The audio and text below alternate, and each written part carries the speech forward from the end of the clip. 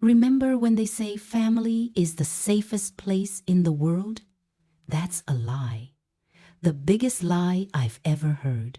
Because it was inside my own house, in my childhood bedroom with teddy bears on the shelf and sketches on the wall that my brother did to me, what even the devil wouldn't dare. And my father, well, my father always thought the sun rose and set on that boy. Even today, at 75 years old, I can still hear that gruff voice saying, "Making things up again, girl." Making things up as if the belly that grew inside me at 14 was something I imagined. My name is Eleanor Hayes, but you can call me Miss Eleanor. I was born in 1951 here in Willow Creek, Alabama, in a time when children had no voice, especially girls. Girls were supposed to stay quiet, obey, and be grateful. Today, sitting on the porch of my simple but honest little house on this hot July afternoon, I've decided to tell a story I've kept hidden for almost 6 decades. It's not a pretty story, mind you. It's the kind that makes your stomach turn, that makes you want to cover your ears. But it needs to be told, because I know there are many girls out there going through the same hell I went through, thinking they're alone in the world. If you're listening to me now, tell me in the comments where you're from. I want to know if my story is reaching far, if there are people from all over America watching. And please, if you can, give the video a like and subscribe to the channel, because each like, each comment gives me strength to keep talking about what many people prefer to sweep under the rug. I remember, like it was yesterday, the first time I realized something was very wrong in my family. I must have been about 7. Playing house in the yard when I heard my father shouting at my mother in the kitchen. It wasn't anything new. He was always shouting. But this time was different. "Susan, stop coddling that girl. Let her learn that in this house I'm in charge. Me and Victor." Victor, my older brother. 9 years older than me to be exact. Dark-haired. Tall from an early age with those blue eyes that came from who knows where, because everyone else in our family had brown eyes. The neighbors were always saying he was too handsome, that he'd break many hearts. Little did they know that the first heart he'd destroy would be mine. My father, William Hayes, was one of those men born in the wrong time. He thought women were meant to serve, that men don't cry, that one male child was worth 10 females. He worked at the textile mill. I don't know exactly doing what, but he always came home smelling of beer and sweat. When he was in a good mood, he ignored my existence. When he was in a bad mood, it was better to disappear. As for my mother, Susan Hayes, a name that couldn't be more appropriate, she was a saint. Tiny hair always tied in a tight bun. Hands calloused from taking in other people's sewing. She tried, poor thing, tried to protect me the best she could, but against my father there wasn't much she could do. "Stay quiet, my child," she'd whisper when Daddy started yelling. "It'll pass. It'll pass." The house where we lived was one of those 3-room places. A living room that served as everything. A bedroom for my parents, and a small room in the back that was mine and Victor's. In the beginning, when I was very small, we got along well. He taught me to climb trees, to fish in the stream that ran behind our house, to whistle. But as I grew older, things changed. It started slowly, a wandering hand here, a strange look there. I didn't really understand. I was a child, you know. I thought it was normal for a brother to want to hug his sister in that tight way, to want to sleep in the same bed, even though he had his own next to mine. My mother sometimes came into the room in the middle of the night and saw him in my bed. "Victor, go to your own bed, boy." But he always had an excuse. He was afraid of storms. He was cold. He missed when he was little. My father thought it was wonderful. Look how much they love each other. Now that's a united family. And he'd pat Victor on the back with pride. He was the perfect son after all. He played football like him, drank like him, cursed like him. They were 2 peas in a pod, father and son, thick as thieves, partners in everything. I, on the other hand, was the burden, the girl who was born when they wanted another boy, the walking disappointment. My father didn't hide it from anyone. This one was a miscalculation, he'd tell his friends, pointing at me. But what can you do? God wanted it that way. The first time I noticed something really weird was on an Easter Sunday. I was about 9, all dressed up in a pink dress my mother had sewn. The whole family gathered, uncles, cousins, the house full. Everyone complimenting how pretty I looked, how I was growing into a young lady. Normal, right? Just family stuff. But Victor didn't like it. I saw it in his eyes. That sudden anger, that way of squeezing his soda cup until his knuckles turned white. When everyone went to the backyard for barbecue, he pulled me aside. "Think you're so pretty, huh?" Trying to get attention. I was confused. Attention from whom? I was just there, quiet, in my corner, eating my piece of pie. But he continued, "You're mine. You hear, mine? I don't want to see you giving anyone else the time of day. Mine? What did he mean, mine? Brothers don't own sisters." But that day, at that exact moment, something changed. The way he looked at me became different, possessive, dangerous, and I, even without really understanding what was happening, felt afraid, a cold fear that crept up my spine and made my stomach turn. I tried to talk to my mother. "Mom, Victor is being strange with me." She was washing dishes, hands full of suds, her always tired face. She stopped for a second, looked at me, and I saw it. I saw that she knew. I saw that she understood. But I also saw the fear in her eyes. The same fear I felt. "It's all in your head, honey. Your brother loves you. He just wants to protect you." And she went back to scrubbing the plates with too much force. As if she could also scrub away the truth that we both knew but couldn't speak of. That's when I understood something terrible. I was alone. My father on his side, my mother too afraid to do anything. And there I was, caught in the middle, a 10-year-old girl having to deal with a monster who slept in the room next door. Things got worse. He started coming into the bathroom when I was taking a shower. "Forgot my towel," he'd say, but he'd just stand there watching. I'd shrink into the corner, try to cover myself with my hands, but he wouldn't leave. "What's the matter? I'm your brother. You don't have to be shy around me." I started bathing with my clothes on. Seriously, I'd go into the bathroom dressed, lock the door, and only take off my clothes inside the shower stall. Even then, he found a way. He'd break down the door, say he needed to use the bathroom urgently. My mother would complain about the broken latch. My father would say it was my carelessness. Nights were worse, much worse. He'd wait until everyone was asleep and come to my room. At first, he'd just sit on the edge of the bed, running his hand through my hair. "You're beautiful. You know that? The most beautiful in the family." I'd pretend to sleep, squeeze my eyes shut, pray for him to go away. Sometimes it worked, sometimes it didn't. When I turned my mode, things completely spiraled out of control. It was on my birthday, actually. My mother had made a simple cake, cornbread with blueberry jam. Just the 4 of us sang happy birthday. No friends, no party. My father gave me an old doll he found somewhere. "You're getting too old for this nonsense," he said. But here you go. Victor gave me a bracelet, a cheap plastic bracelet, the kind they sell at dollar stores.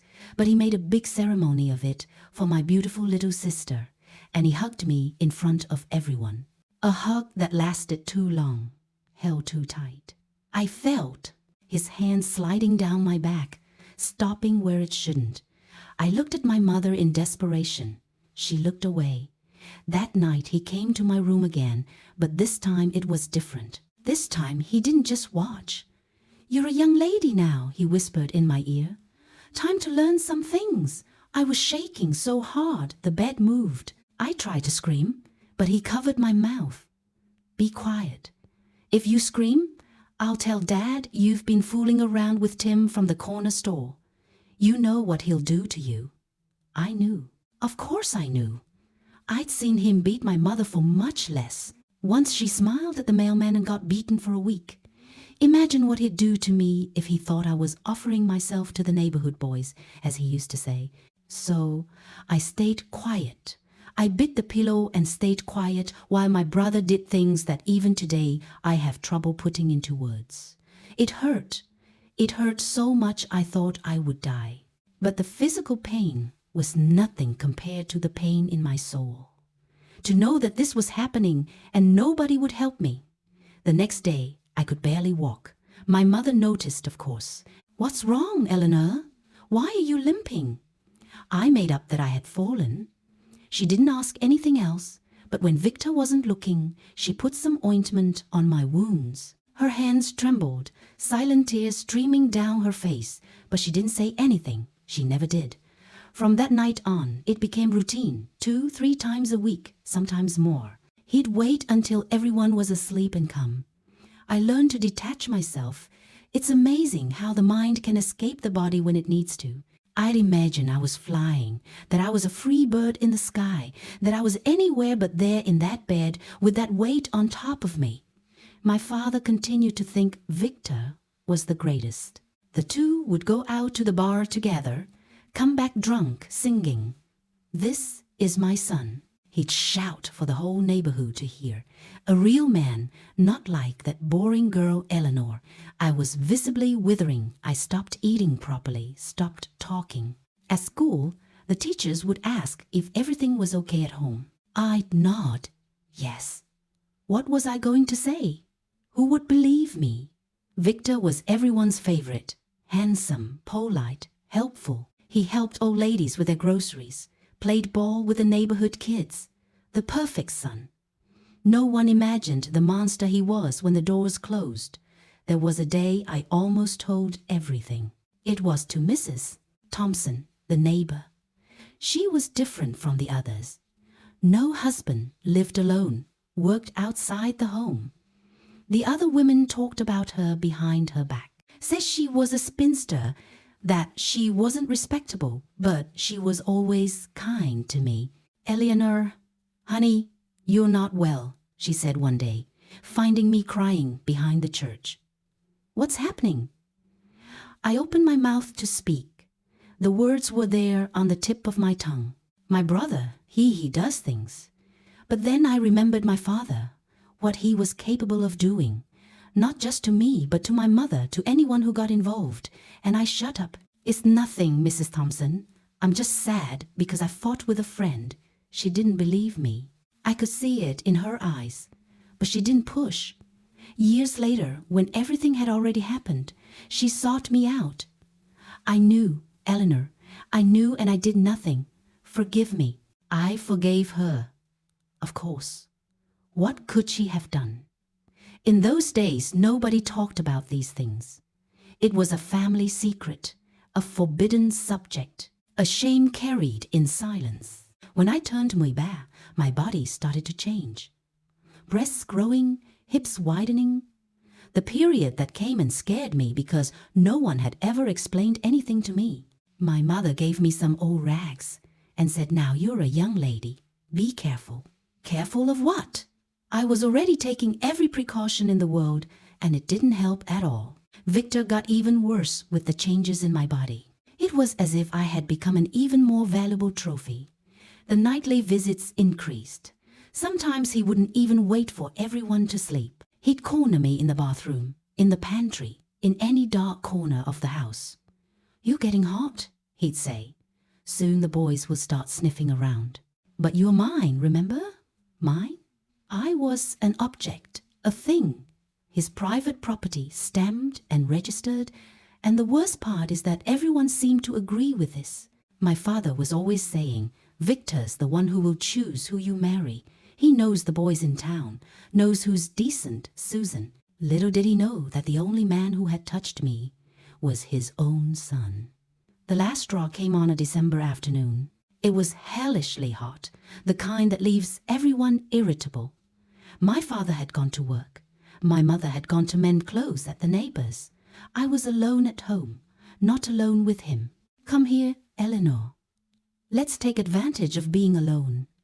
I tried to run, but he was faster. He grabbed me by the hair, dragged me to the room.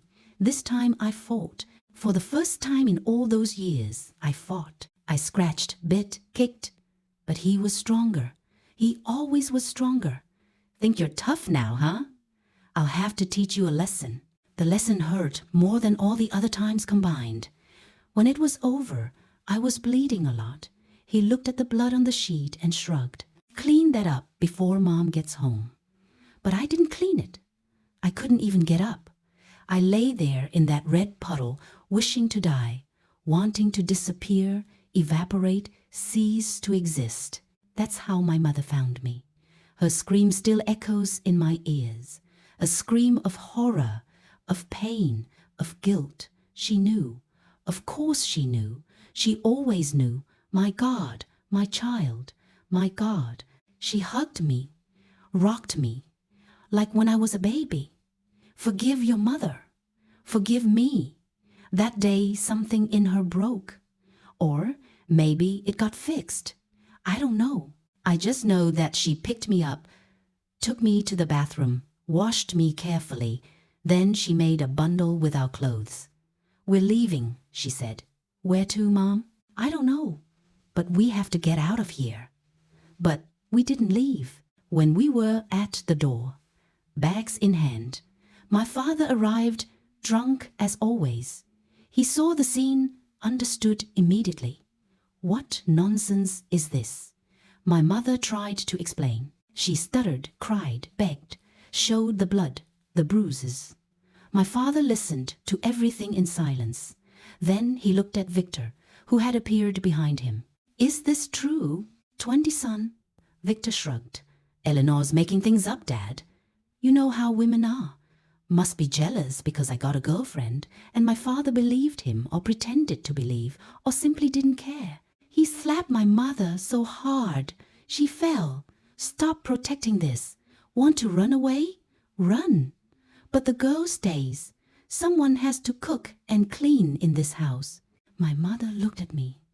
I saw the exact moment she gave up on me, on herself, on life. She dropped the bag on the floor and went to the bedroom. We never spoke about that day again. Life went on. The nighttime visits continued.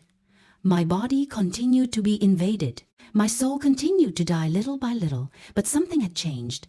I was no longer that frightened girl who bit the pillow not to scream. Now I was a survivor. And survivors do whatever it takes to stay alive, even if inside they've been dead for a long time. That's how it works in a house where the monster has the king's protection, where the queen is too weak to protect the princess, where screams are muffled and tears are invisible. That's how a girl learns that family can be synonymous with hell. And the worst was yet to come. The year 1965 started differently. I woke up on the first day of January feeling my stomach turning. But it wasn't a New Year's hangover. We didn't celebrate anything at home. It was nausea, the kind that comes from nowhere and makes you run to the bathroom. I thought it was something I ate. Little did I know that nausea would change the course of my life forever. January flew by. The nausea continued, especially in the morning. My mother noticed, of course. Mothers notice everything, even when they pretend not to see. You eating spoiled food, girl? I shook my head. Spoiled food we didn't have. We barely had good food, let alone spoiled. It was on a Tuesday in February that it hit me. My period was late, very late. I didn't really pay much attention to these things. I was never regular anyway. But when I put together the lateness with the nausea, with the sore breasts, with that strange desire to eat pickles with peanut butter, my God. No, it couldn't be, but it was. I remember the desperation I felt sitting on the bathroom floor counting on my fingers how many months it had been since I'd had my period. December didn't come. January didn't either. February was halfway through and nothing. Bad months. 3 months carrying that inside me. The panic was so great that I threw up right there. This time it wasn't pregnancy nausea. It was pure terror. 14 years old. I was 14 years old and pregnant by my own brother. How was I going to tell this? To whom? My mother already knew about the abuse and did nothing. My father would say it was my fault that I seduced Victor and him. What would he do when he found out? I decided to hide it. There was no other way out. I started wearing the baggiest clothes I could find. My father's shirts. My mother's loose dresses. I tied rags around my belly, tightened them so much it hurt. Anything to disguise the volume that was beginning to show. But a pregnant child's body can't be hidden for long. It was my mother who noticed first, of course. One morning in March, she came into the room while I was changing clothes. She saw the already prominent belly, the swollen breasts, the stretch marks beginning to appear. Her face lost all color. "Eleanor, my child, are you?" I started to cry. It was the first time in months that I cried for real. Not that silent crying I had learned to do so as not to bother anyone. I sobbed so much I could barely breathe. "Mom, I didn't want this. I swear I didn't want to. He, always." She hugged me hard, like she hadn't hugged in years. We cried together there on the cold floor of the room, two women shattered by the same misfortune. "We have to tell your father," she said finally. The blood froze in my veins. "No, Mom. For God's sake, he'll kill me." "And what do you want me to do, Eleanor?" "Soon, it won't be possible to hide anymore." She was right. At Bone months, it was already difficult to disguise. At 5, it would be impossible. But the fear was greater than reason. "Let's wait a little longer. Just a little longer," she agreed. Poor thing. She was also terrified of my father. But she started taking care of me in secret. She saved extra food, brewed herbal teas that eased the nausea, rubbed oil on my stomach to prevent too many stretch marks. Victor continued coming to my room. It's surreal to say this, but he didn't notice anything. Men can be so oblivious when they want to be. He did what he did and left. Not noticing that my body was changing, that I mourned not from pleasure, it was never pleasure, but from pain. Because everything hurt more with the baby growing inside me. April came, and with it my desperation increased. The belly was already impossible to hide completely. I started wearing a shawl all the time, even in the scorching Alabama heat. At school, I made up that I had a back problem. That's why I walked hunched over. The teachers believed it, or pretended to believe. But at home, it became increasingly difficult. It was on a night in May that everything fell apart. My father came home drunker than usual. He fought with my mother over the cold dinner, broke 2 plates, kicked the cat. Victor tried to calm him down, but not even the favorite son succeeded this time. "Where's that Eleanor?" he bellowed. I was hiding in the room, praying for him to forget I existed.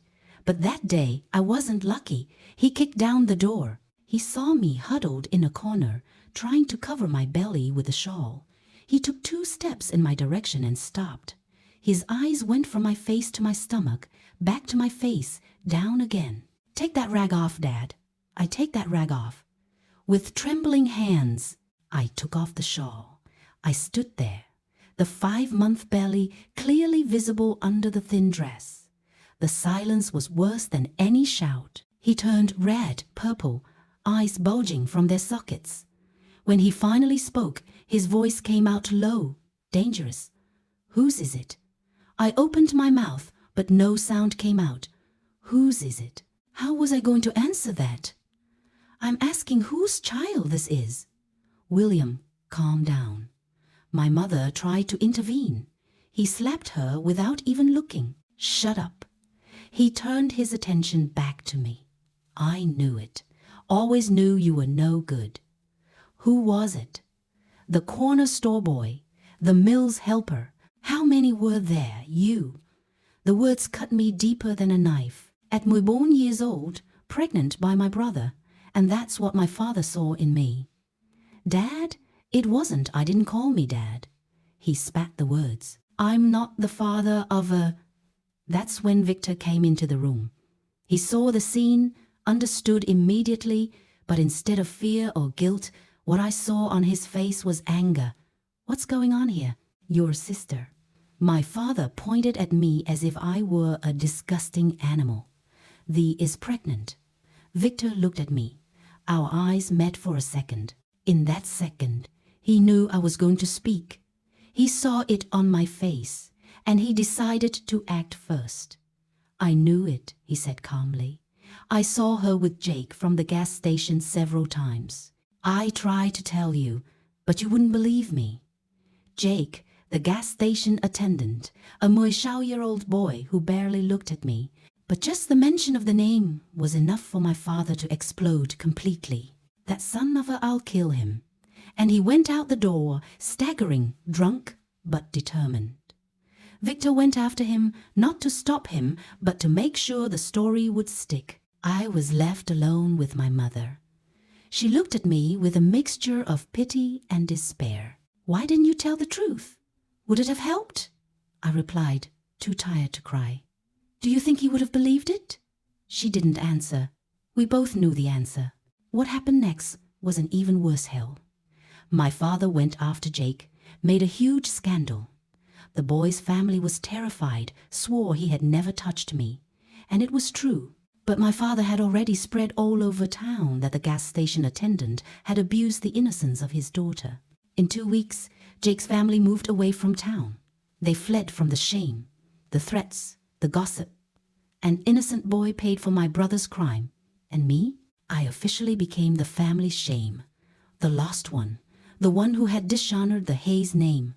My father wouldn't even look at me anymore. My mother took care of me in secret, but always with that look of someone carrying a burden too heavy. Victor, he became the hero. The brother who tried to protect the family's honor. The one who tried to warn the father about the sister's inappropriate behavior. Disgusting. At night, he still came to my room sometimes, less than before, because now I was damaged goods, as he said. But he came, and when he came, he'd whisper in my ear, "This baby is mine. Never forget that." June passed slowly. July was even worse. My belly grew. The baby moved, and I withered inside. I stopped going to school. My father forbade it. I'm not going to be embarrassed by you anymore. I was locked up at home, a prisoner carrying another prison in my womb. The only outings were to church. My father insisted that I go, that everyone see my sin, my shame. The church ladies whispered, pointed, shook their heads in disapproval. I sat in the last pew, the shawl covering my now enormous belly, and prayed, not for forgiveness. What forgiveness did I need, but for strength, for a way out, for a miracle. In August, 10 months pregnant, I could barely walk, swollen feet aching back, the baby weighing like lead. My mother delivered babies at home. She was a midwife in her spare time, when she wasn't suing or getting beaten by my father. She prepared me for the signs, taught me how to breathe, how to bear the pain. It's going to be hard, she said. You're very young, very small, but we'll manage. As if she could share the pain of childbirth with me, as if she could carry with me the weight of giving birth to a child who was also my nephew. It was on a September dawn that the pains began. I woke up with a twinge in my back, then another in my belly, liquid running down my legs. My water had broken. I called my mother softly. She came running. Assess the situation. It's today. The following hours were a blur of pain. I bit a cloth, not to scream, not to wake the men of the house. My mother boiled water, prepared clean rags, whispered words of encouragement, strength, honey, Breathe. That's it. Like that. It's almost over. But it wasn't almost over. The baby was breech wouldn't turn. My mother was sweating as much as I was, her skilled hands trying to maneuver him. Holy Mary, help my daughter, she prayed between procedures. It was 10 hours of labor. 10 hours that seemed like 10 years. When the baby finally decided to be born, I no longer had the strength to push. One more time, Eleanor. Just one more. And it was in a last wave of pain that he was born. A boy, small but perfect. Dark hair, fair skin. His eyes, when he opened them, were blue, blue like Victor's. My mother cut the cord, cleaned the baby, wrapped him in a swaddling cloth. When she placed him on my chest, I felt something I didn't expect. Love, pure, devastating, unconditional. That little creature was not to blame for anything. He was innocent, pure, deserved all the protection in the world. "What are you going to call him?" my mother asked. Before I could answer, the door opened. My father came in, Victor behind him. The baby saw me exhausted and bleeding on the bed. "It's a boy," my father stated. A shadow of something pride passed over his face. It quickly disappeared. Doesn't matter. A son is always a son. But Victor approached. He looked at the baby, saw the blue eyes, the jaw already showing signs of being square like his. He smiled. "The kid's handsome," he said, and for a moment, a brief moment, I saw in his eyes something like remorse, guilt. No, it was possessiveness, twisted pride. That baby was living proof of his power over me. "He'll be called Benjamin," my father decided. Benjamin, a proper man's name. Maybe he won't take after his mother, Benjamin. My son had a name now. Benjamin Hayes. No father on the record, because officially no one knew who it was. Jake had been gone for months, so they couldn't put his name. It was just mine. In the days that followed, the house was strange. My father pretended the baby didn't exist. My mother took care of us both as best she could. And Victor, he prowled. He'd watched the baby nurse, change diapers, sleep. Sometimes he tried to hold him, but I wouldn't let him. My whole body tensed when he came near. "He's my son, too," he said once softly when we were alone. "No," I answered with all the firmness I could muster. "He's mine, only mine." But I knew it wasn't true. In that house, in that family, nothing was just mine. Not my body, not my son, not my life. The milk was slow to come in. Benjamin cried with hunger. I cried with desperation. My mother made teas, massages, but it seemed my body refused to nourish that child who came from so much suffering. It was Mrs. Thompson, the neighbor who saved the situation. She appeared with a can of formula, said it was left over from her grandchildren.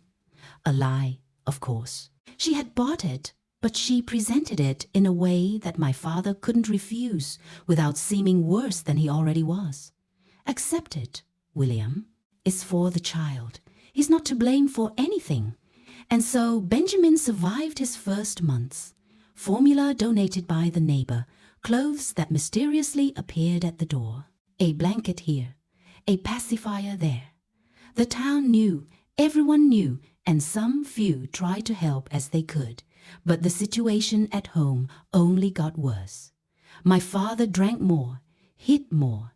My mother visibly withered away, and Victor started making plans. "When the kid grows up, he'll be just like me," he'd say. "I'll teach him everything. He'll be my partner, my blood." The terror I felt hearing that was worse than all the violence I had suffered. My son. He wanted to turn my son into a monster like him. No, no way. I would die before letting that happen. And that's when I started planning our escape. Alone at 15 years old with a baby of a few months. No money, nowhere to go. But I had to try, for Benjamin, for the innocent child who deserved a chance to be different, to be better, to be free. The problem was how to escape from a prison where your jailers sleep in the next room. How to protect a child when you yourself are still a child. How to find salvation when the whole world has turned its back on you. The answer would come in the most unexpected way possible, and it would change our lives forever. But I'll tell you that later. The plan to run away kept hammering in my head day and night. Benjamin was already bar months old, drinking well from the bottle, sleeping almost the whole night. But how was a 15-year-old girl, without a penny to her name, going to manage to run away with a baby? Where to go? With what money? It was December when I gathered the courage for my first attempt. My father had gone to work. Victor had gone to play football. My mother was in the backyard, hanging clothes. I took Benjamin, wrapped him in a blanket, put in a grocery bag, his few clothes, and a can of formula. I didn't even have a suitcase. I was going to leave like a homeless person. I reached the gate. My heart was beating so hard, I thought it would explode. One step on the sidewalk, 2, 3. That's when I heard my father's voice.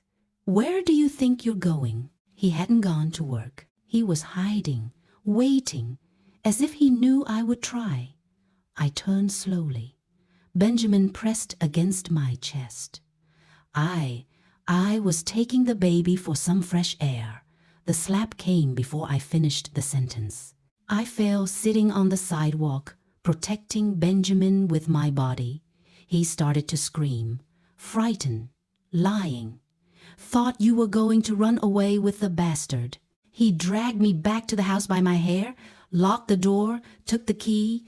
From that day on, I became an official prisoner. I couldn't even go to the backyard without supervision. January 1966 came hot and suffocating. Benjamin was growing, looking more like Victor each day. The same blue eyes, the same square jaw. He was my blessing and my curse. I loved that child more than my own life. But each familiar trait was a reminder of the horror I had lived through. Victor began to take more interest in the boy. He wanted to hold him, make faces, play. I was disgusted, but couldn't always prevent it. My father supported it. Let the uncle take care of his nephew. It's good to have a male figure around. Male figure. If he only knew what kind of figure that was. One afternoon, I overheard Victor talking with a friend. "When the kid grows up, he'll be my buddy. I'll teach him everything I know. Women, booze, fun. He'll be a real man, not raised by a woman." I froze. He wasn't just talking about teaching Benjamin to play ball or fish. He was talking about turning my son into another predator, another monster. No, never. I would rather die, would rather kill than let that happen. It was on a February night that I tried again. This time I was smarter. I waited for everyone to fall into a deep sleep. I took the kitchen knife, forced the window of the room slowly without making noise. I passed Benjamin through first, then squeezed myself through the opening. I was almost reaching the street when the neighbor's dog started barking. It woke up the whole neighborhood. Lights turning on, people looking. My father appeared at the door in his underwear and slippers, furious. Get her! I ran. With Benjamin in my arms, barefoot, I ran like never before. But where to? I didn't know anyone. Had no family besides that one. All the dark streets looked the same. The baby was crying. I was crying. Desperation taking over. I ended up hiding behind the church. I crouched there praying for dawn for a solution for a miracle. But no miracle came. My father came with Victor and 2 friends. They found me easily. Small towns don't have many places to hide. The beating I took that time almost killed me. I was beaten until I passed out. I woke up 2 days later, all bruised, barely able to open my eyes. They were so swollen. "Next time I'll kill you," my father promised. "And the bastard with you." I didn't doubt it. The hatred in his eyes was real, palpable. If I tried to run away again, I'd wake up in a coffin. If I woke up at all, March passed, April too. I lived like a ghost in that house. I took care of Benjamin, did the household chores, got beaten when I stepped out of line. Victor continued visiting me at night when he felt like it. Less than before, now I was use damaged, but he still came. "You're still mine," he'd say. "No matter how many children you have, children plural." The terror of getting pregnant again consumed me, but what could I do? Locking the door didn't help. He'd break it down. Screaming didn't work. I'd get beaten more. Defending myself was impossible. He was stronger. It was in May that I met Clara, a girl my age who started attending church. She had come from Chicago with her family. Her father was a transferred engineer, different from everyone in town. She wore jeans, swore, smoked in secret. At first, she scared me. Then she fascinated me. She was everything I wanted to be. Free, brave, self-possessed. We started talking after Mass. She didn't judge me, didn't whisper behind my back like the others. "How old is your son?" she asked one day. "Damn months." "And the father?" "There is no father." She looked at me in that way that only another woman understands. There's always a father. The question is whether it's worth talking about him. I didn't talk, but I think she understood anyway. She started showing up at my house with flimsy excuses, borrowing a book, asking for a recipe. My father didn't like her. "That one's not a decent girl," but my mother defended the visits. "It was good to have company," she said. What no one knew was that Clara was helping me plan. She had contacts in Chicago, new safe houses, places for women like me, places that accepted single mothers where they didn't ask questions. "But you need money for the ticket," she explained, "and something to sustain yourself until you find a job." Money. Always the damn money. Where was a girl locked up at home going to get money? The answer came from where I least expected. June arrived with the town's 4th of July preparations. Fireworks, parade, barbecue. My father decided that the family would participate appearances, always appearances. He forced me to wear a checkered dress, put a ribbon in my hair. Benjamin was in my arms with a little patriotic outfit. At the celebration, while my father drank with his friends and Victor danced with the girls, I managed to get a moment alone. I sat on a bench away from everyone, rocking Benjamin, who was restless with the noise. That's when she approached the mill owner's wife, Mrs. Grace Miller, rich, elegant, childless. Everyone knew she suffered from not being able to have babies. "May I hold him for a bit?" she asked, looking at Benjamin with that face of someone dying of longing. I let her. She took him with such care, such tenderness. Benjamin, who was shy with strangers, calmed down right away. He even smiled. "He's beautiful," she whispered, "so beautiful." We stayed there in silence, her rocking my son, me thinking about life. Suddenly she spoke. "It must be hard, so young, alone." "It is," I agreed. I had no strength to pretend. "If you need help, anything," I looked in her eyes. I saw kindness there, true kindness, not the fake charity of the church ladies. "Are you serious?" "I am very serious." And that's how it started.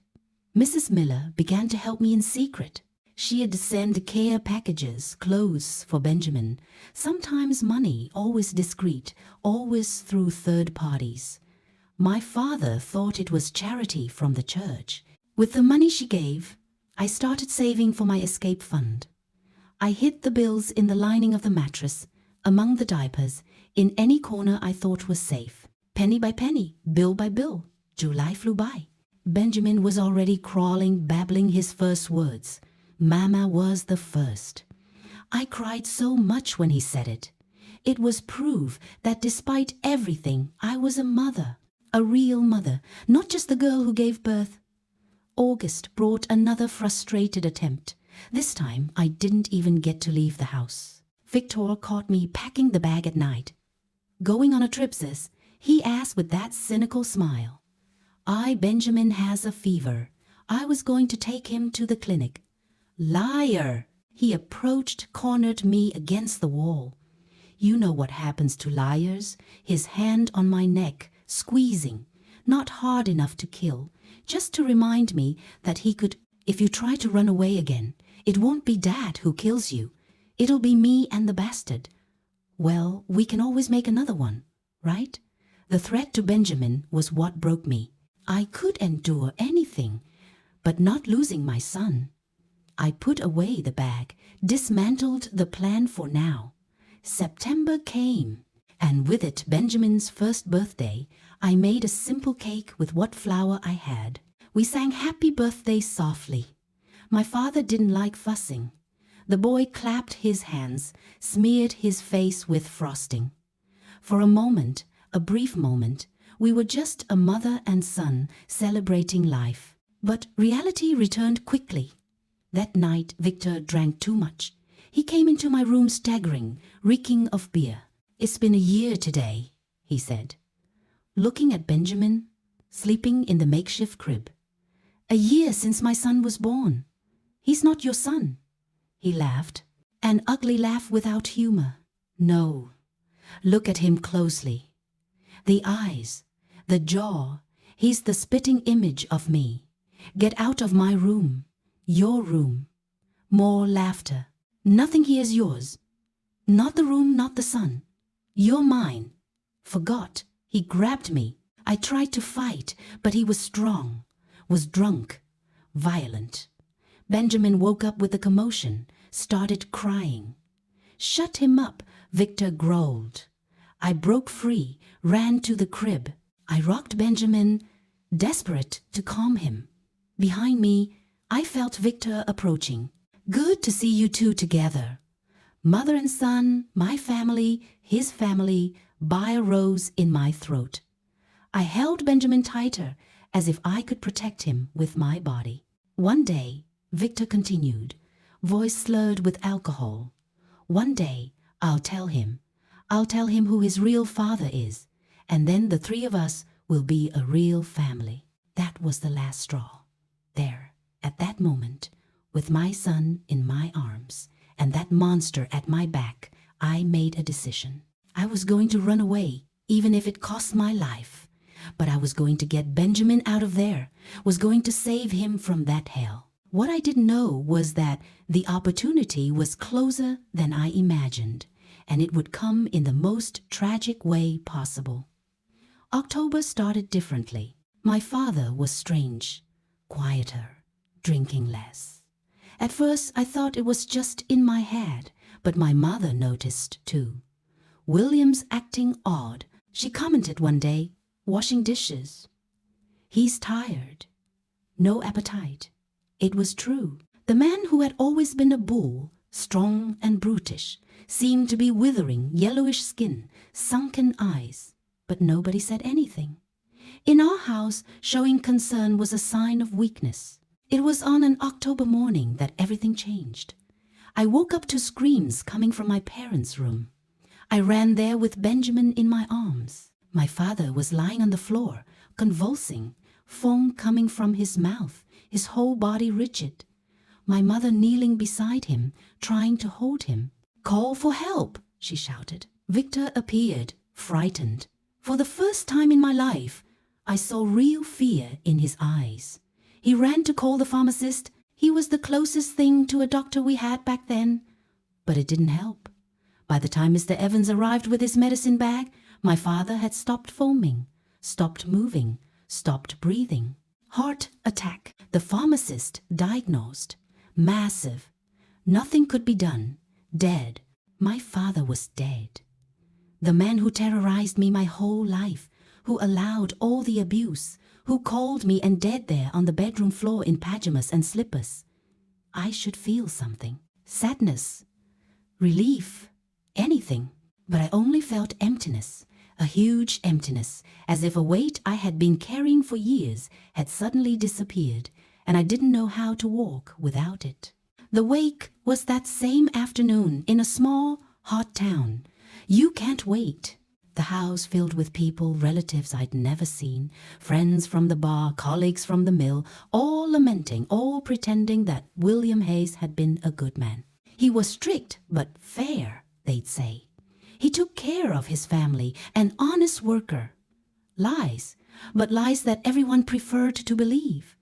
Victor became the man of the house overnight. He received the condolences, organized the funeral, made the decisions. I saw in his face the pride of assuming his father's post. The new boss, the new owner. It was at the cemetery, watching the coffin being lowered, that it hit me. My father's death meant one thing, a chance, maybe the only one I would have. The man who imprisoned me, who watched me, who threatened to kill me if I ran away, no longer existed. I looked at Victor on the other side of the grave. He was holding my mother, playing the role of the devoted son, but his eyes met mine, and in the midst of the mourning, the whole theater, he smiled, a small, discreet smile. Just for me, the smile said it all. Now I'm in charge. Now you're even more mine. But he didn't know that at that exact moment, watching the dirt fall on my father's coffin, I was planning my freedom. Our freedom, mine and Benjamin's. My father's death wasn't a tragedy, it was a miracle. The miracle I had prayed for so long. The first days after the funeral were a mess. People coming and going from the house, bringing food, giving condolences. My mother walked through the house like a lost soul, not knowing what to do without her husband to order her around. Victor was strutting around, playing the head of the family, receiving the inheritance paperwork, signing documents. But I wasn't wasting time. While they dealt with the bureaucracy of death, I was planning life. Clara showed up on the third day with her way of not caring about conventions. So, going to take the chance. I looked at Benjamin playing on the floor. 14 months already. Walking on those wobbly little legs, saying random words. My beautiful, smart boy who deserved better than that cursed house. I am. But I need to be smart. When? Soon? Before he takes over everything for good. The plan was simple. Wait for the will to be read, take my share, because I was entitled to something, being a daughter, and disappear. Clara had already talked to a cousin in Chicago who rented rooms to young women. It wasn't ideal, but it was a start. The problem began when the lawyer read the will. Yes, my father had a will. And guess what? He left everything to his male child. Everything. The house, the land, the savings for me and my mother, just the right to live there as long as Victor allowed. But that's not fair. My mother finally found the courage to complain. The lawyer shrugged. The law allows it. Your husband could dispose of his assets as he wished. I saw the triumphant smile on Victor's face. Now it was official. He was the owner of everything, of every one of me. That night, lying in bed with Benjamin sleeping beside me, desperation hit hard. Without money, how was I going to run away? The bus ticket to Chicago was expensive. I needed food for the journey, formula for Benjamin, a place to stay once I got there. That's when I remembered Mrs. Miller, the mill owner's wife. She had said she would help if needed. Was the offer still valid? The next day, I made up that I needed to go to the pharmacy to buy medicine for Benjamin. It was a lie, but my mother let me go. She was so lost without her husband that she didn't question anything anymore. I ran to the mill owner's house. Huge mansion, manicured garden, high fence. I clapped at the gate, my heart in my mouth. What if she didn't want to receive me? What if she had regretted the offer, but she came? Beautiful as always, silk dress, gentle smile. Eleanor, what a surprise. I heard about your father. My condolences. Thank you, Mrs. Miller. I need to talk to you. She saw the desperation in my face. Come in, dear. Let's talk. In the luxurious living room, with Benjamin in my lap, looking in wonder at the crystal decorations, I told her everything. not the sordid details. I still didn't have the courage for that, but the essentials, that I needed to leave that house, that I had nowhere to go, that I feared for my son's future. She listened in silence. When I finished, she sighed deeply. I suspected as much. Small town, one always suspects, but I never had proof, never knew how to help. Now you can. Please, I just need money for a ticket to start over. She became thoughtful. After a time that seemed eternal, she spoke. I can do better than that. I have a friend in Baltimore, owner of a family boarding house. She needs help in the kitchen. Offers room and board. It's not much, but it's honest work and a safe place. Baltimore. Far enough from Willow Creek to never cross paths with Victor again. My heart raced with hope. I accept anything. I'll call her today. And the ticket? Consider it a gift. I almost cried with gratitude. But Mrs. Miller wasn't finished. There's one condition. Eleanor, you leave and don't come back. Don't write. Don't send news. Cut off all contact. It's for your safety and for mine. My husband can't know I helped. Do you understand? I understood. Of course I understood. The mill owner wouldn't like to know his wife helped the fallen girl of the town to escape. It could stain the family's reputation. I promise, no one will ever know. I left there with a light heart. For the first time in years, I had a plan. I had help. I had hope. I just needed to act quickly before Victor noticed anything. The following days were of careful preparation. I separated the essentials. Clothes for Benjamin. Documents. The little money I had hidden. Everything fit in one travel bag. Entire life in one bag. Clara helped as she could. She found out the bus schedules, the best route, where to make stops. She taught me how to use the phone booth, how to ask for information, basic things I had never needed to know. It's different in big cities, she explained. You have to be smart, not trust just anyone. The set date arrived November Bod, 1966. The bus left at Bonn in the morning. Mrs. Miller sent the ticket money with Clara along with a letter of recommendation for her friend in Baltimore. The night before, I barely slept. I kept looking at Benjamin, memorizing every detail. The light brown hair, the upturned nose, the chubby little hands, my son, my treasure, who was going to know the world beyond those four walls. At Ba, home in the morning, I got up slowly. I dressed Benjamin while he was still sleeping, grabbed the bag, made the sign of the cross. The house was silent, my mother snoring softly in her room. Victor had gone out. It was Friday, his night at the town's bar. I walked through the living room on tiptoe. Each creak of the floorboard seemed like thunder. Benjamin moved in my arms, mumbled. I shushed him softly, rocking him.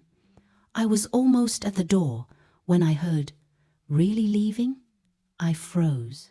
I turned slowly. My mother was there, standing at the kitchen door, old nightgown, disheveled hair, eyes red from crying. "Mom, I know, I've always known everything." Her voice was a broken whisper, but I never had the courage. "Your father, I was afraid. Why didn't you protect me?" The question came out before I could hold it back. Years of hurt in one sentence. She lowered her head. "Because I'm weak. Always have been. But you're not. You're strong, Eleanor. Stronger than I'll ever be." We looked at each other in the dark. Mother and daughter. Two opposite destinies. "Go," she finally said. "Go and don't look back. Take care of that boy. Give him the life you deserve." I approached, kissed her face, wrinkled skin, smell of lye soap, taste of tears. "Goodbye, Mom. Goodbye, my daughter." I went out the door without looking back. The dawn air was cold, cutting. Benjamin nestled against my chest, going back to sleep. I walked quickly through the deserted streets. Each step took me further from that house, that life, that nightmare. The bus station was small, poorly lit. Clara was already there, faithful to the end. I thought you weren't coming anymore. I almost didn't. My mother. She knows. She always knew. Clara nodded. Between women, some things don't need to be said. The bus arrived puffing, releasing black smoke. The driver, a pot-bellied old man, took my ticket without looking. Baltimore. Huh? Long trip. 18 hours. If we don't break down on the way. 18 hours. Almost a whole day moving away from hell, approaching who knows what. But anything was better than staying. I climbed the steps with difficulty, balancing Benjamin and the bag. The bus was almost empty, half a dozen passengers sleeping, heads bobbing to the rhythm of the road. I chose a seat in the back near the window. I settled Benjamin, who was now awake, looking at everything with baby curiosity. Clara came up to say goodbye. Take care of him and yourself. I will. When you get there, forget this place. Forget everything, start from scratch, like it's that easy. She held my hand.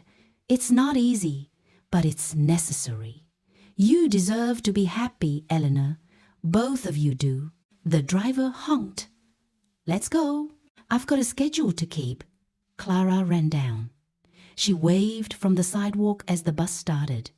I waved back, eyes burning with unshed tears. The bus picked up speed, leaving behind the familiar little houses. The church where I suffered in silence, the cemetery where my father was rotting, the square where I never played. Willow Creek disappearing in the dark, becoming memory, becoming past. Benjamin pointed to the window, amazed at the lights passing by quickly. Look, Mama, look! Yes, my son!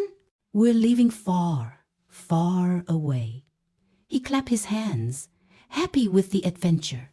So small, so innocent. He had no idea of the hell we were leaving behind, of the monster who slept in that house and who would wake up in a few hours to discover that his prey had escaped. I imagined Victor's face when he saw the empty room, the anger, the hatred, but also the relief. Now he wouldn't have to share the inheritance or support his sister's bastard. Yes, he would be furious at first, but then he would find another victim. Men like him always do. The town was full of defenseless girls, of passive fathers, of weak mothers. But I was no longer one of them. The road stretched ahead, a ribbon of asphalt cutting through the fields. The sun was beginning to rise, painting the sky pink and orange. Benjamin slept in my lap, soft breathing, little hand clutching my blouse. 18 hours. 18 hours to leave Eleanor Hayes behind and be born another person. Someone without a past, without trauma, without fear, someone who could start over. I rested my head against the window, watching the landscape change. Sparse fields, poor little towns, isolated gas stations, the deep south passing before my eyes. So big, so full of possibilities.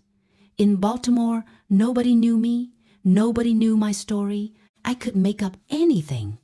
War widow, country girl trying her luck, ordinary single mother, anything but the truth. The truth would remain buried in Willow Creek along with my father, along with my innocence, along with the girl I was, and would never be again. Benjamin moved, mumbled. I gave him the breast. I still breastfed, more for comfort than for hunger.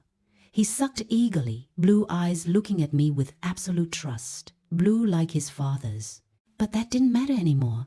They were just eyes, beautiful eyes of my beautiful son, who would grow up free, happy, never knowing where he came from. The bus swayed, the engine rumbled, the hours passed. Quick stops in little towns whose names I didn't even know. People getting on and off, lives crossing for moments. At one of the stops, I got off to use the bathroom. Woman alone with baby always draws attention. An older lady offered to hold Benjamin while I went. Thank you, but I'll take him with me.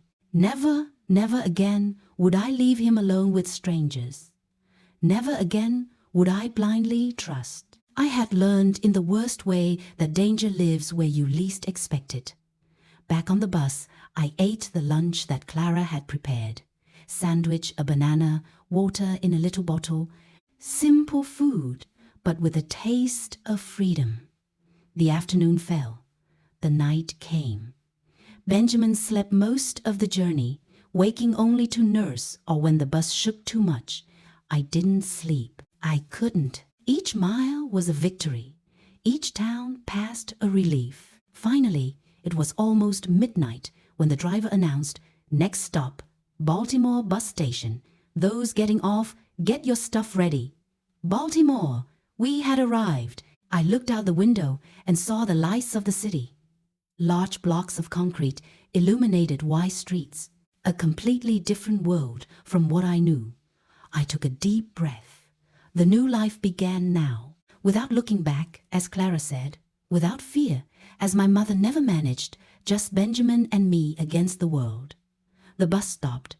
I got off with wobbly legs, body aching from the journey. Benjamin woke up with the movement, looked around, startled by so much light, so much noise. "It's okay, my love. We've arrived." The bus station was enormous compared to Willow Creek's. People everywhere, buses coming and going, vendors shouting. I felt lost, small but also invisible, perfect. It was exactly what I needed to disappear into the crowd. I looked for a public phone, dialed the number Mrs. Miller had given me. A female voice answered, "Good Hope Boarding House." "Hello. Is Mrs. Ellen?" "Mrs. Miller sent me." Eleanor Hayes." "Oh yes, I was expecting you. Come, dear. Take a taxi. Give the driver this address." A taxi? I had never taken a taxi in my life, but I learned quickly. Big cities teach you the hard way. The driver, a friendly, middle-aged man, helped with the luggage. "First time in Baltimore? Yes, you'll like it. New city, full of opportunity. Opportunity." It was all I needed. The boarding house was in a residential area, a simple but clean building. Mrs. Ellen was waiting at the door. A woman of about 90, grey hair tied back, checkered apron. "You must be tired. Come, I've prepared a room." The room was small, but had the essentials. A single bed, an improvised crib for Benjamin, a dresser, a mirror. Luxury compared to what I knew. The kitchen is on the ground floor. "You start tomorrow." "Okay, I can." "Of course I can." "Great. There are 3 meals a day for the guests. Breakfast at 6, gum, lunch at noon, dinner at 8.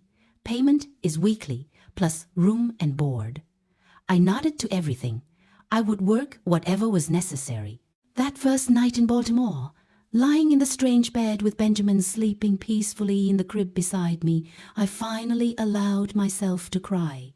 Cry with relief, with fear, with hope for everything I had lived and everything I was yet to live. Outside, the city slept. Planned city, modern, full of promises. Where nobody knew me, where my past didn't exist, where I could be anyone. I chose to be Eleanor Brown, common name without history. Young widow husband died in a work accident, one among thousands of migrants who arrived every day in the city in search of a better life. And it was true in a way. I was migrating. I was seeking a better life, just not for a dead husband. The past stayed in Willow Creek.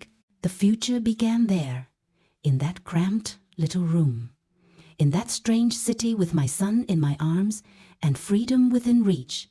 It wouldn't be easy, but it would be ours. And that was enough. Baltimore was my salvation and my challenge. The first months at Mrs. Ellen's boarding house were hard, but in a different way. It wasn't the terror from before.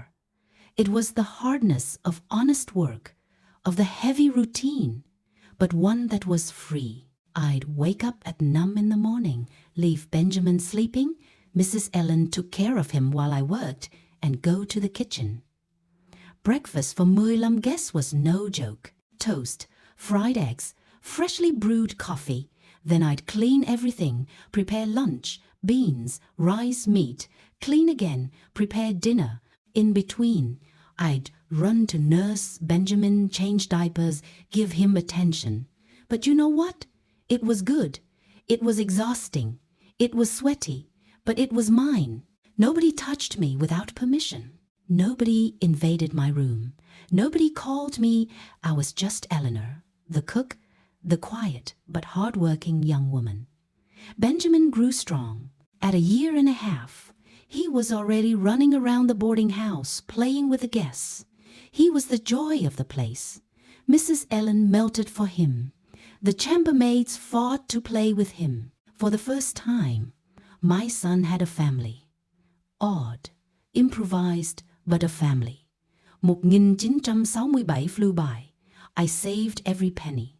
The dream was to leave the boarding house, rent a little place just for us, however tiny, but ours, where I could raise Benjamin my way, away from curious looks, from uncomfortable questions. It was in 1968 that my life took another turn. A new guest appeared at the boarding house. Mr. Thomas, a retired teacher, recent widower, a man of about 60, educated, quiet. He'd stay there for weeks, then disappear, then come back. He noticed Benjamin. It was hard not to notice. A high-year-old boy, smart, talkative, blue eyes that drew attention. He started bringing little presents. A toy truck here, a little book there. I thanked him, but kept my distance. Men who seemed too kind always made me wary. But Mr. Thomas was different. He didn't try anything. He just talked, told stories, played with Benjamin. Gradually I lowered my guard. He told me about his wife who died of illness, about his children who lived far away, about the loneliness that weighed on him. "You remind me of my daughter," he said one day. The same strength, the same determination. One afternoon, Benjamin fell while playing and scraped his knee. He cried so much that nothing consoled him. Mr. Thomas appeared with a first aid kit. "I was a scout leader," he explained, cleaning the wound. "I know how to take care of this," while he took care of Benjamin, talking to distract him, singing a silly little song. Something changed in me. I saw there not a dangerous man, but a grandfather, someone who also needed family. The friendship grew slowly. He'd come to the kitchen, help peel potatoes while we talked. He talked about the times of Kennedy, the civil rights movement, the hopes for a new country. I listened, learned, dreamed. One day, he made the proposal. "Eleanor, I have a house in a quiet neighborhood. It's been empty since my wife died. Too big for me alone. How about you and Benjamin living there? It's not a favor. You take care of the house, cook, and I pay a fair salary." My heart raced. A house? Leave the boarding house? It seemed too good to be true. "But what will people say?" He laughed. "Let them say what they want. I'm too old to care about gossip. You need a house, I need company. It's business, not romance." I thought long and hard. I talked with Mrs. Ellen, who approved right away. "Thomas is a decent man, Eleanor. I've never seen him disrespect anyone." I accepted. In March 1969, we moved to his house. It was a simple but spacious townhouse. 3 bedrooms. Yard, all neat. Benjamin got a room of his own for the first time in his life. The routine was peaceful. I took care of the house, prepared the meals. Mr. Thomas left early, returned in the late afternoon. We talk at dinner, then each to their own corner. Mutual respect, healthy distance. But children don't know these boundaries. Benjamin adopted Mr. Thomas as his grandfather. Grandpa Tom, he called him. He followed the old man around the house, asked for stories, showed him drawings, and Mr. Thomas, bless him, melted completely. It was he who taught Benjamin to ride a bicycle, who took him to the park for the first time, who explained about the planes that passed. "Look there, Benny, that big one is a Boeing." Seeing the two together, my heart squeezed. This is what family should be. Affection without malice. Care without ulterior motives. Everything that was missing in my childhood, my son was having 1970 brought changes. Mr. Thomas fell ill. Heart problem. I started taking care of him more closely. Medicine at the right time, special diet, forced rest. He complained, but obeyed. "You're worse than a surgeon," he joked. "It's for your own good, I know. That's why I put up with it." On an afternoon at the hospital, after a bigger scare, he held my hand. "Eleanor, I need to ask you something. If something happens to me, don't talk like that. Listen, if it happens, I want you to keep the house. You and Benjamin, I've already arranged the papers." I protested. It was too much. I couldn't accept, but he insisted. "I don't have anyone, Eleanor. The children barely call. You and Benjamin are my family now. Let me take care of you like you take care of me." I cried for the first time in years. I cried with gratitude. Not for the money or the house, but for the gesture. Someone seeing me as a person, not as a thing. Someone wanting to protect me, not use me. Mr. Thomas got better, but became more fragile. I started sleeping in the next room to hear if he needed anything. Benjamin slept between us two, in my room when he was afraid, in his when he wanted a story. In 1971, I enrolled Benjamin in kindergarten. 9 years old, smart as can be. Blue uniform, little backpack, gap-toothed smile. My pride, my miracle. "Mom, why don't I have a dad?" he asked one day out of nowhere. I froze. I knew the question would come, but I wasn't prepared. "Your dad died, son, when you were a baby." "How did he die? Accident working? Was he nice?" I took a deep breath. He was. Yes, he was a lie. But some lies are necessary. Some truths kill. Benjamin accepted the explanation for now, but I knew one day I would have to tell more. Make up details, create memories, anything but the truth. 1972 came with the presidential election. The whole country stopped to watch. Mr. Thomas bought a new TV color, total luxury. We watched all the coverage together, me, him, Benjamin, some neighbors. When Nixon won re-election, Benjamin painted his face red, white, and blue, ran down the street with the other children, normal, happy, free. Watching him there, celebrating with his little friends, I thought of Willow Creek. Did it still exist? Was Victor still living there? Was my mother alive? I blocked the thoughts that life had died. I was another person now, Eleanor Brown, cook, single mother, Baltimore resident. The past didn't exist.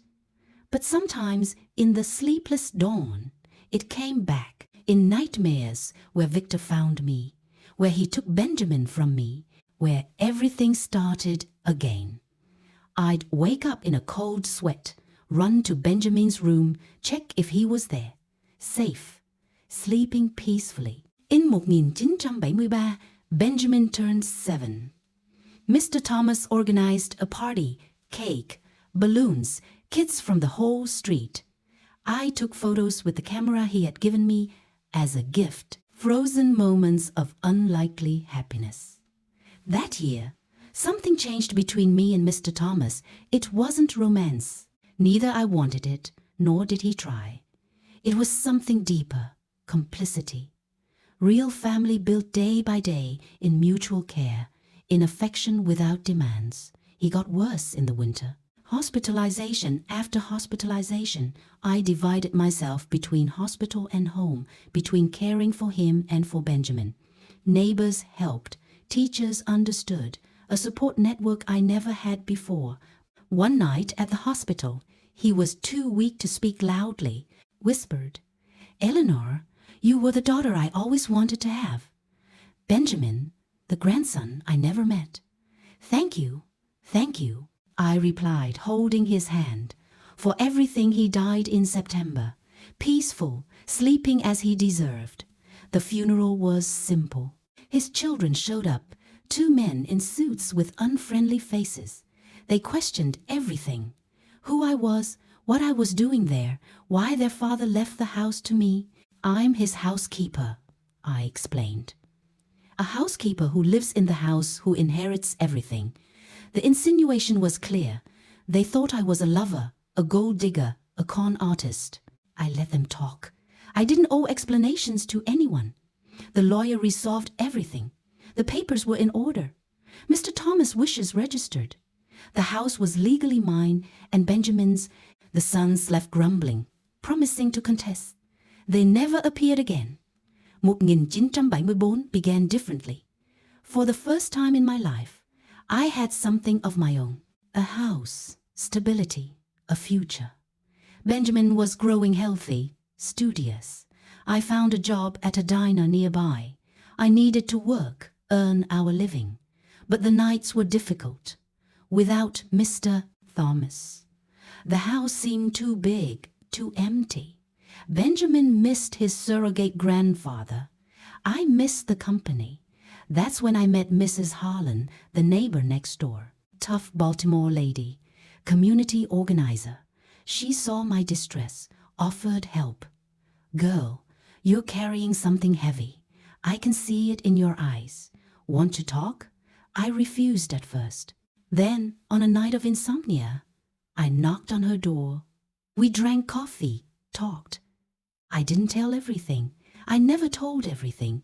But I talked about the loneliness, the fear, the nightmares. She listened, nodded, understood. Everyone has ghosts, child. The secret is not letting them control us. We became friends. She looked after Benjamin when I worked late. I helped at her community events, community, belonging, things I never had in Willow Creek. Benjamin loved the stories she told, history, heroes, myths. He learned about culture, justice, respect for differences. He grew open-minded, big-hearted. "This boy will go far," Mrs. Harlan prophesied. "He has his own light." I hoped it was true. For him to go far indeed, far from any shadow of the past, from any mark of the violence that created him.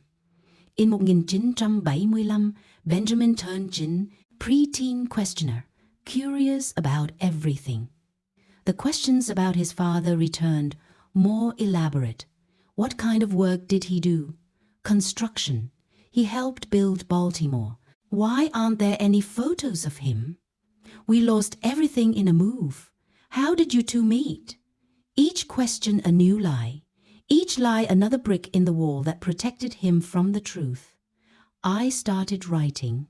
At night, after Benjamin was asleep, I put on paper the memories, not to publish, God forbid, but to organize, to make sure I would never forget, even wanting to. Willow Creek, Victor, the abuse, the escape, all there in crooked letters, notebook hidden in the back of the drawer.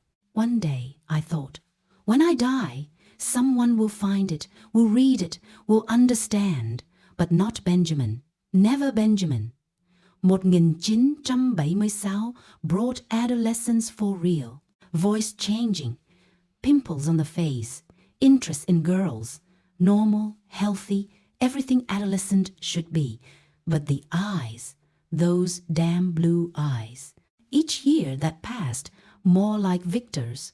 Sometimes at a specific angle, in a particular expression, I saw the monster in my angel. I'd take a deep breath. Remember, genetics is not destiny. Nurture overcomes nature. My son was good, would be good, regardless of the blood in his veins. In 1977, the graduation from middle school, Benjamin in a suit, diploma in hand, proud smile, me in the audience, crying secretly, my boy becoming a man, a good man. The years went by, and I watched each moment as if it were the last. By 1978, my Benjamin was preparing for college entrance exams. Mom, I want to go to college engineering like Dad. Dad, the invented ghost he idolized, the dead hero who never existed. You will, son. You'll achieve all your dreams, his dreams, mine, those of the imaginary father I created to protect him. In 1978, those were nights of study, textbooks spread across the table, nervousness in the air. Benjamin tensed me even more so. When the result came out, accepted at Johns Hopkins University, civil engineering, it was an explosion of joy. Party in the street. Mrs. Harlan made her special crab cakes. Neighbors brought drinks, music until late. Benjamin hugging May, laughing, celebrating. I made it, Mom. I made it. We made it. I thought, against all odds, against everyone, we made it. College was expensive. Nobody warned about that. Books, materials, transportation. I went back to working 2 jobs. Diner during the day, cleaning at night, exhausting but necessary for his future. 1979 brought news. Benjamin in his sophomore year, steady dating a girl from his class, doing an internship, becoming the man his father never was. Honest, hardworking, caring.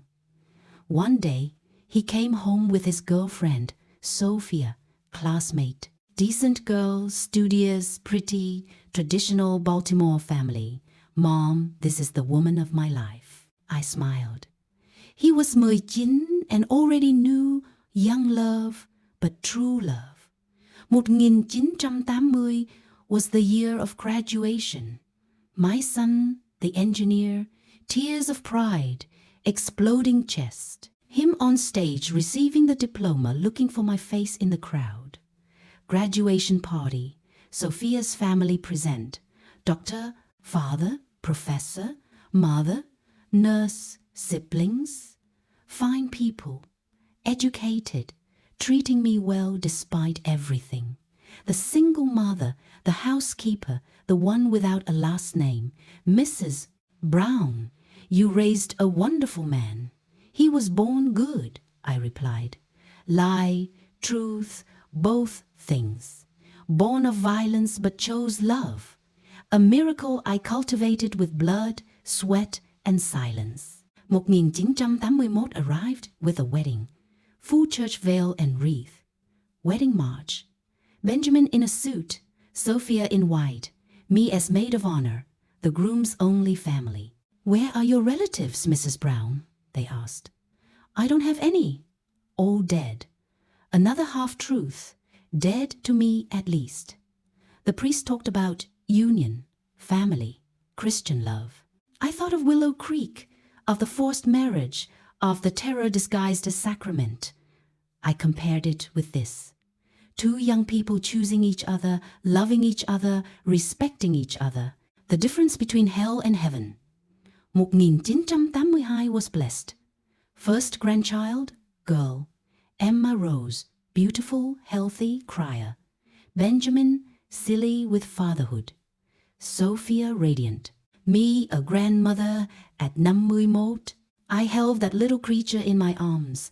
Perfect, innocent, real granddaughter, real family. No secrets, no shadows, no fear. Grandma, she looks just like you, someone commented. I looked closely. Dark hair, upturned nose. Nothing of blue eyes, thank God. Nothing that reminded me of him. 1984 brought the second grandchild, James Thomas. Homage to Mr. Thomas, smiling boy, calm. Benjamin building his own house, stable life, happy family. Everything I dreamed of, more than I deserved. Sometimes at family gatherings, I'd look around. Full table, people laughing, children playing, normal, everyday, blessed life. Nobody imagined, nobody would ever imagine. And that's how it had to be. In 1985, Benjamin took the big step, started his own firm. Small but promising. Government contracts, important works, respected name in the market. Mom, I want you to stop working. Let me take care of you now. I resisted at first. Independence was my security. But he insisted. Sophia supported. After all, I deserved to rest. I retired from cleaning life as a full-time grandma, picking up grandchildren from school, making apple pie, telling bedtime stories, made-up stories, of course, fairies, princes, happy endings, no real monsters, dark secrets, desperate escapes. 1986 marked our move to a bigger house, garden, pool, room for each child. Benjamin insisting that I live with them. You're the head of the family, Mom. Your place is with us. My place. After so much no place, I finally had one. But the past, the past doesn't rest. On an insomnia night that same year, I turned on the TV, the news, stories from all over the country, and suddenly a report. Town of Willow Creek modernized infrastructure. Willow Creek. It still existed. Aerial images, interviews, progress. I looked for familiar faces, found none. Jaime years changed a lot of things. Was he still living there? Had he married? Had children? Had he done to others what he did to me? I turned off the TV. Some portals should not be opened. Here we are, me at 73. Time flies when